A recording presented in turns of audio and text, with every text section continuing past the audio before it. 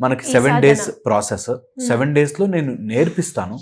తర్వాత వాళ్ళు చేసుకోవాలి. 41 days అంటాము. బట్ ఒక్కసారి ఒక మంత్రోపదేశము, ఒక ప్రాసెస్ వస్తే అది జీవితకాలం మన వెన్నుముక్కలో ఉండిపోతుంది. సో ఒకసారి మనం నేర్పించేశాక ఇట్ ఈస్ ఆల్వేస్ అనమాట. ఇప్పుడు రామ రామ రామ అనుకో, అక్కడ కూర్చో అంటే వాల్మీకి ఎన్ని రోజులు చేయాలి అని అడగలే. శ్రీరామచంద్రుడు వస్తాడు రామరామ అనుకో అంటే ఎప్పటికొస్తాడు అని అడగలేదు హనుమంతుల వారు. భక్త ప్రహ్లాదుడికి నమో నారాయణాయ అనుకో అంటే ఎన్ని రోజులు అనుకోవాలి, రోజుకి ఎన్నిసార్లు చేయాలని అనలే. When you take the process and అది నిజంగా ఇంటిగ్రేట్ చేసుకుంటే మిరకల్ అనేది స్మాల్ వర్డ్, జీవితంలో చాలా మార్పులు జరుగుతాయి. ఇది ఒక మార్గము, ఇది ఒక మెథడాలజీ. దీనికి మనము ఎవ్వరితో సంబంధం లేకుండా మన లోపలే మనం కూర్చుని చేసుకోవాల్సిన మెథడ్.